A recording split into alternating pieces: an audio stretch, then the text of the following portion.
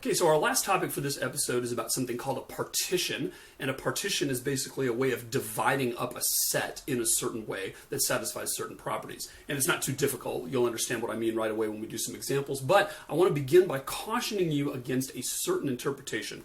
A lot of students in the past, when they've seen this lecture, they say, oh, I get it. It's like partitioning a hard disk. Because many of you have set up your own operating systems and you've partitioned your disk so you can have more than one file system on it and you can have a certain amount of swap space and stuff like that. If you've never done that and don't even know what I'm talking about, then you can just ignore this cautionary note. But those of you who are going to jump to that conclusion, I want to make sure you understand that the concept of partitioning a disk is in fact very close to the concept of set partitions. In particular, the mutual exclusivity and collective exhaustion properties are both satisfied. But there's an important difference in the way that the word partition is used. So if we picture a hard disk here, let's say this is all the bytes that I have on my hard disk, and say this whole thing is, let's say it's a 40 gig hard disk. Maybe what I do when I'm setting up my computer is I say, well, I'm going to divide this up. I'm going to have 10 gigabytes here for this segment here, and then I'm going to have another little thing that's going to hold my boot partition or something like that, and then I'm going to have all the rest down to here be my main user space, and then I'm going to have a tiny little bit so I can have a second boot sector, and then there's another section down here. So what I've done is divided up my disk into these regions, and we could label these regions 1, 2, 3, 4, and 5, all of which are different elements of this. Now, that is in fact very close to what we mean by a partition. However, here's the thing I want to caution you against. In computer parlance, this thing right here is called a partition. And then number 3, we call that a different partition. And that's how the word is used. We call each one of these little segments a partition. That is not how I'm going to use the word. I'm going to use the word in a very specific other sense. Mathematicians would say this entire thing is a partition of the hard disk.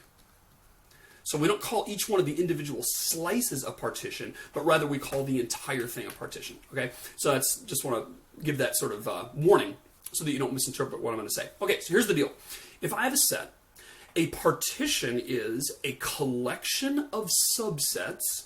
So it really is a set of sets. It's a group of other sets, each of which is mutually exclusive with the others and collectively exhaustive. Now, what do those things mean?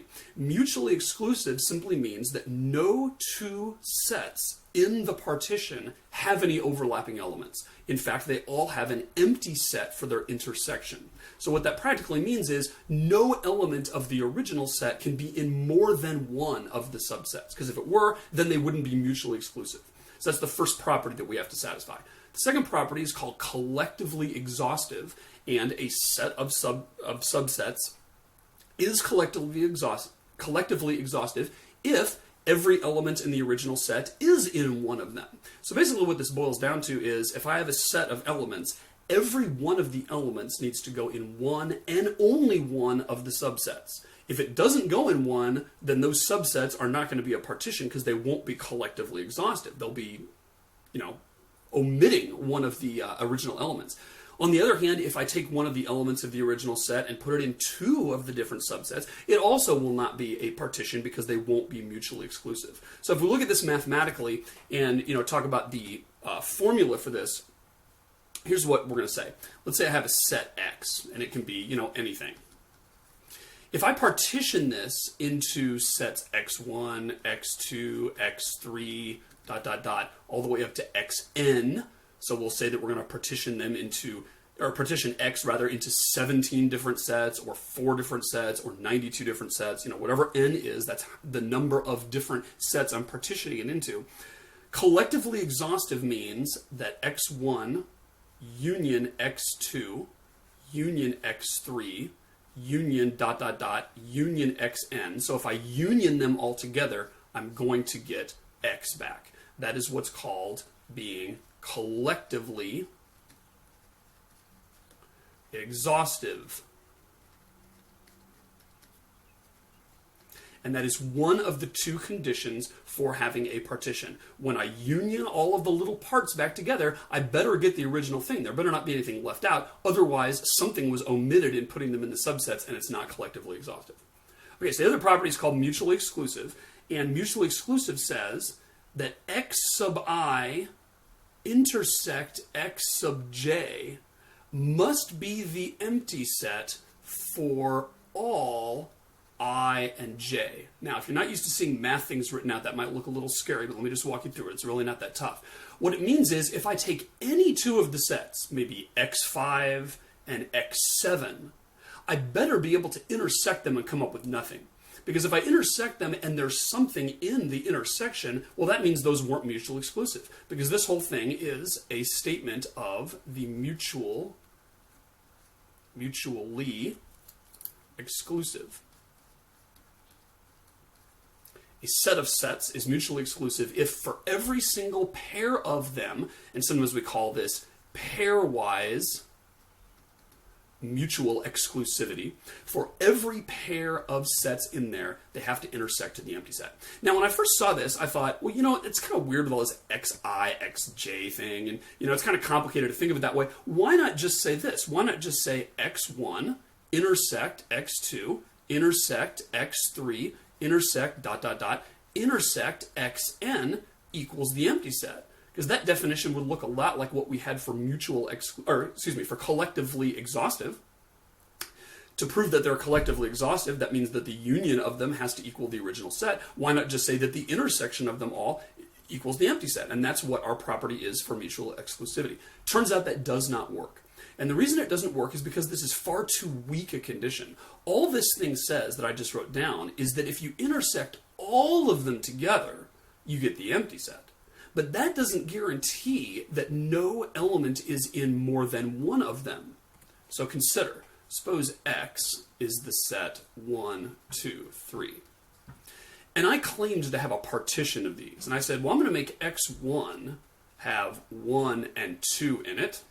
And I'm going to make X2 have 2 and 3 in it. And I'm going to have X3 have 1 and 3 in it. And I'm going to claim that these three things together form a partition of X.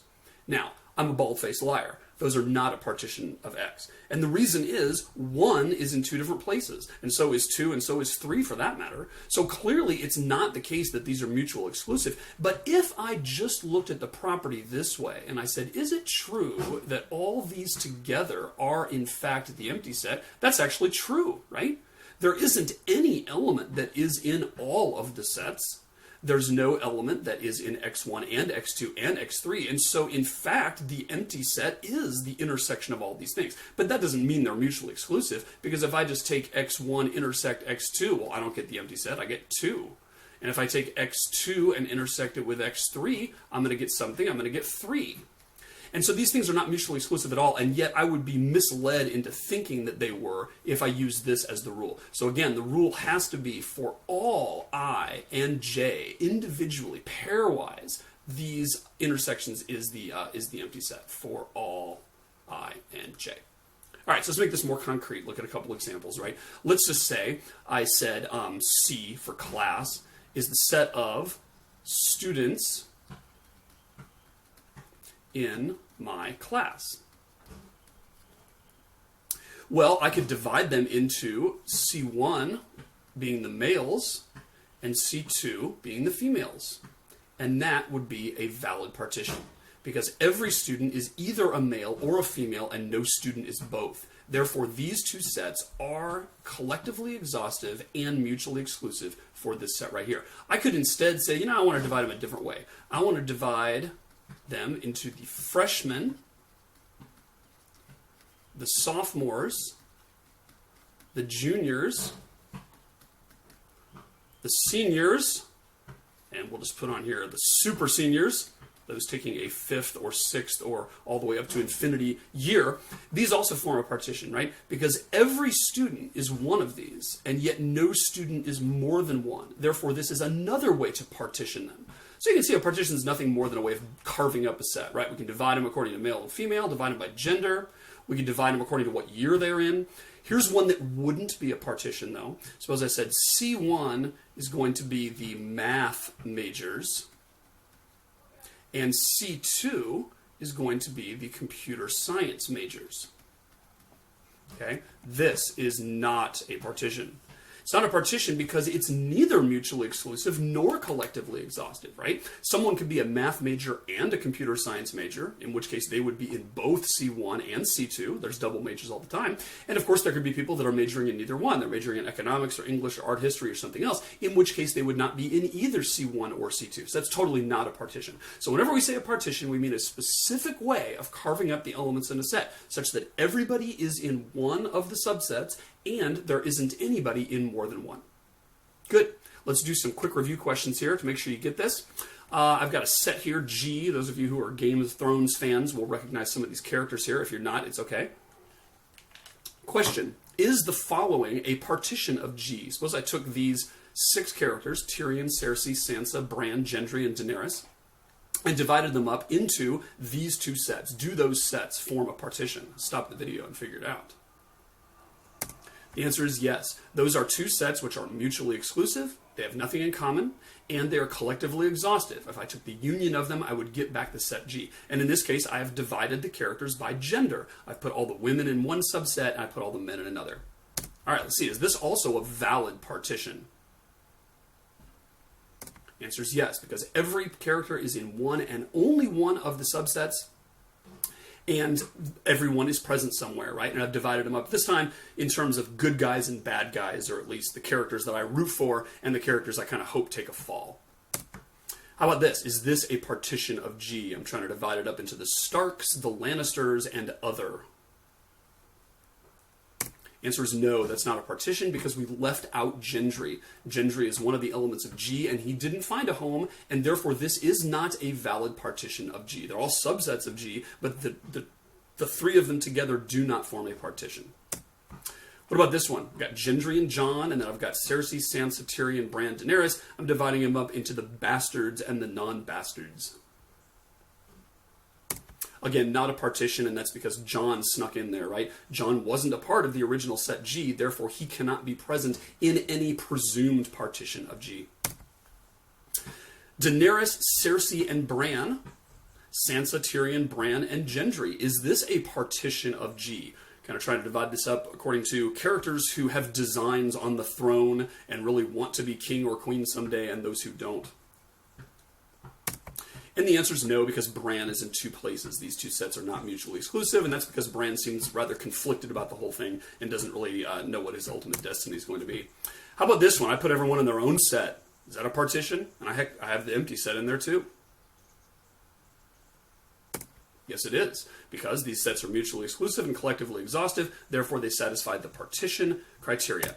And one last one. Is the following a partition of G? Just plain G itself.